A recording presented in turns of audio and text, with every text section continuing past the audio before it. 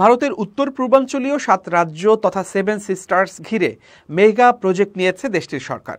সেই প্রজেক্ট বাস্তবায়নে প্রয়োজন অবারিত ইন্টারনেট, অথচ এই রাজ্যগুলো ভারতের একেবারে শেষ প্রান্তে অবস্থিত। তাই অবারিত ইন্টারনেটের জন্য বাংলাদেশকে ট্রানজিট হিসেবে ব্যবহার করছে নয়াদিল্লি। তবে সম্প্রতি 7 সিস্টার্সে ইন্টারনেট ট্রানজিট না দেওয়ার সিদ্ধান্ত নেয় বাংলাদেশ টেলিযোগাযোগ নিয়ন্ত্রণ কমিশন বা বিটিআরসি। 2021 সালে বাংলাদেশকে ট্রানজিট হিসেবে ব্যবহার করে 7 সিস্টার্সে প্রথম ইন্টারনেট সংযোগ চালু হয়।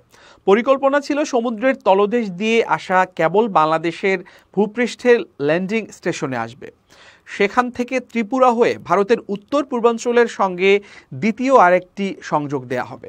তবে বিটিআরসি সেই পরিকল্পনা থেকে পিছিয়ে আসায় ভারতের তথ্য প্রযুক্তি মহলে ব্যাপক আলোচনার জন্ম হয়। গেল কয়েক বছরে 7 সিস্টার্সে তথ্য প্রযুক্তি শিল্প গড়ে তোলার জন্য ভারত সরকার নানা প্রকল্প নিয়েছে। প্রতিটি রাজ্যে গড়ে তোলা হয়েছে সফটওয়্যার পার্ক। এছাড়া ড্রোন তৈরির শিল্প, সফটওয়্যার নির্মাণের মতো নতুন শিল্পকেন্দ্রও গড়ে উঠেছে। বাংলাদেশের ওপর দিয়ে ইন্টারনেট নেওয়া গেলে ত্রিপুরা, অরুণাচল প্রদেশ, আসাম, মিজোরাম, মণিপুর, মেঘালয় ও নাগাল্যান্ডে দ্রুত গতির ইন্টারনেট আরও ছড়িয়ে দেওয়া সম্ভব হতো। তবে ভারতীয় বিশ্লেষকরা বলছেন, বাংলাদেশ যদি সত্যি বাড়তি ব্রডব্যান্ড ইন্টারনেটের প্রস্তাবিত সংযোগটি না দেয়, তাহলেও উত্তর পূর্ব ভারতের তথ্য প্রযুক্তি খাতের উন্নয়নে বিশেষ প্রভাব পড়বে না।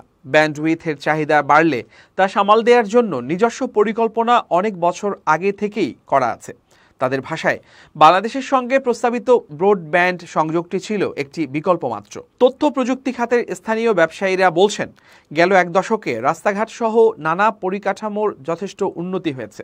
টাটা গোষ্ঠীর বিনিয়োগ এবং অন্যান্য তথ্য প্রযুক্তি প্রকল্পগুলো সেখানে বড়সড় বিনিয়োগ করছে।